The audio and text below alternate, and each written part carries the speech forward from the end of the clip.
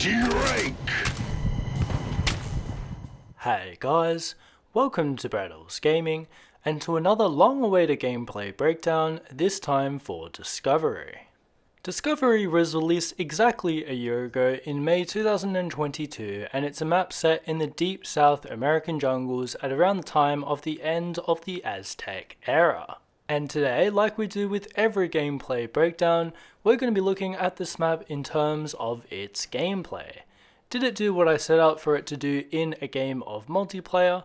Are there any pros or cons of the map? Or any other key talking points to be discussed? And just so you know, please note that today's gameplay isn't a full gameplay, but rather a compilation of two different gameplays put one after the other.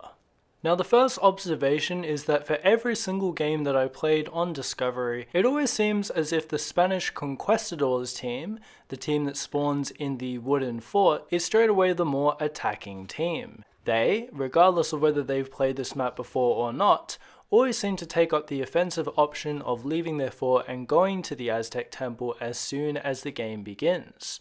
And vice versa.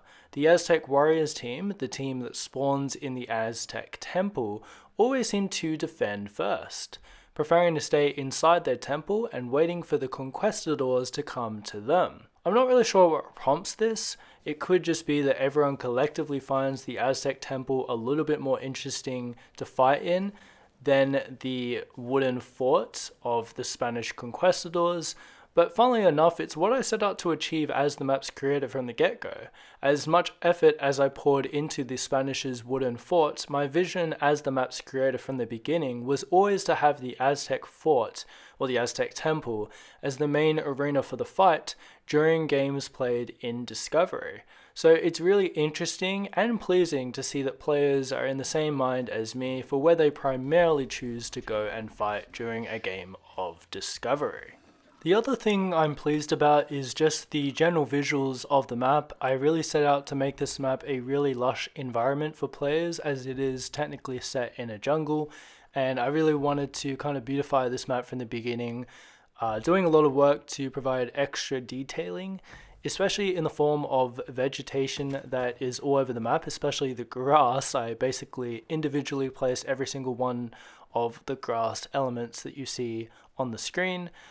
So I'm really kind of happy about how that turned out, and I did receive a bit of praise from other people who played this map that they really liked the general visuals of the map. So that's another thing that I'm pleased about, that came out really well.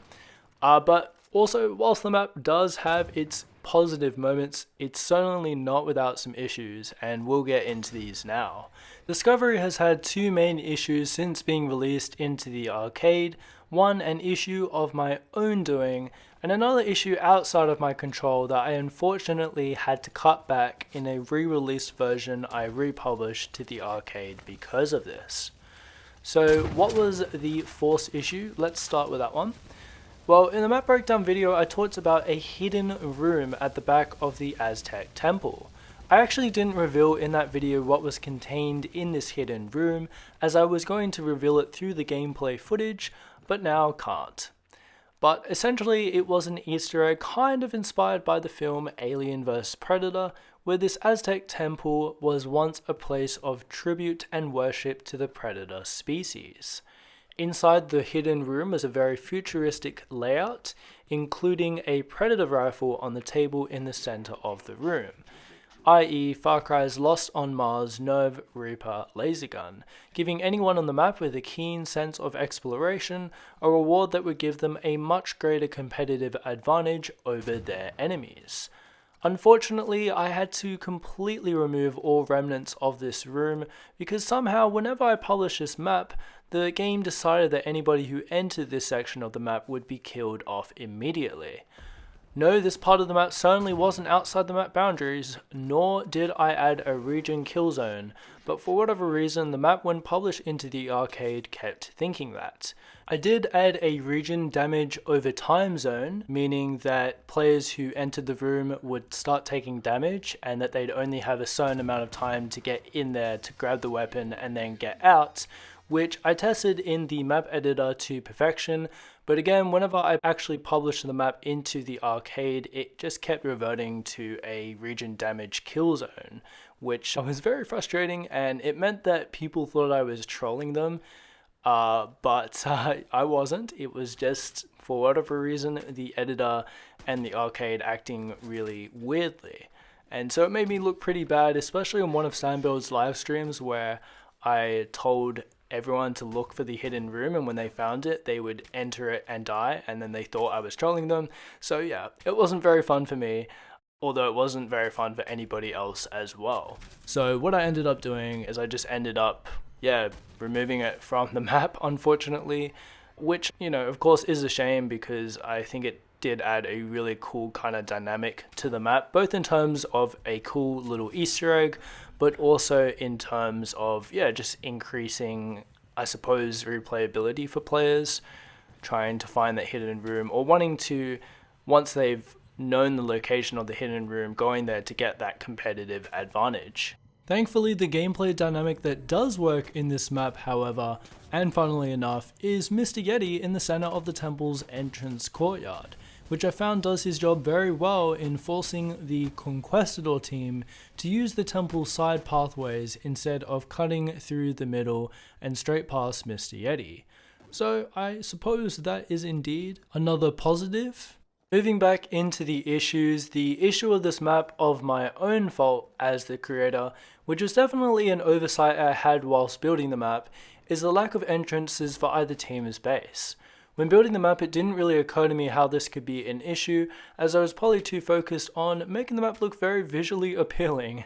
But after playing a bunch of games on this map over the past year, I have seen how much of an issue this can become during games. The fact of the matter being that each team's base entrance is an extremely narrow choke point that can make it seemingly impossible for either team to successfully move into the other team's base. Unless of course they sacrifice lots of manpower to do so in the process, particularly if the other team is camping just inside their base's entrance, waiting to pick off anyone that comes to pass. I feel like this is a pretty easy fix though, as I could easily add a new entrance for either team's base, although it isn't something I've really actioned of yet, but I reckon I'll do it next time I'm on the editor. I'm sure I can figure out a way to add another entrance for each team's base. And this issue kind of leads me into the final discussion topic for the video, and that's the unusual anomaly I've experienced on this map. In the first 5 games that I played on Discovery, it was always the Spanish Conquistador team that dominated the games, and at the time it made sense to me. A team with shotguns in Far Cry is far more likely to succeed against a team with bows and arrows, as shotguns load a lot faster and have more damage in Far Cry than bow and arrows do. That's why in the map breakdown video I mentioned that the Aztec team would receive a one-shot kills player modifier to try and help them, and also to help balance out the map despite the asymmetrical loadouts. However, since then something strange has happened. Every game after that, despite if it was with random players who had never played this map before, or with seasoned players that I knew had definitely played my map before, always had the Aztec team dominating the Conquistador team. I think it's because if you're an Aztec warrior and you figure out that you do have the one-shot kills player modifier, that coupled with the very narrow choke point entrances means that you can kind of just camp outside your entrance and stop the Conquistadors from moving forward with a lot of arrows. But otherwise, this brings me to the end of this gameplay breakdown for Discovery. Overall, I think I personally did an amazing job with the visuals on the map, and also psychologically designing the map in a way that would 1. Draw players to the Aztec temple, and 2. Force the Conquistadors to take the temple's side pathways around the Yeti. But in terms of the map from a gameplay perspective, I feel like there's still some tinkering to be done to fine-tune this map in the vision that I set out for it from the beginning. Hopefully the anomaly that I mentioned before can start to balance out, but we'll have to wait and see. But for now, I'm Braddels Gaming, I'm signing out now. Thank you very much for joining another gameplay breakdown. Subscribe and hit that bell icon for more awesome Far Cry content coming your way from around the corner, and I will see you in the next one. And as always, remember to have yourselves a great day.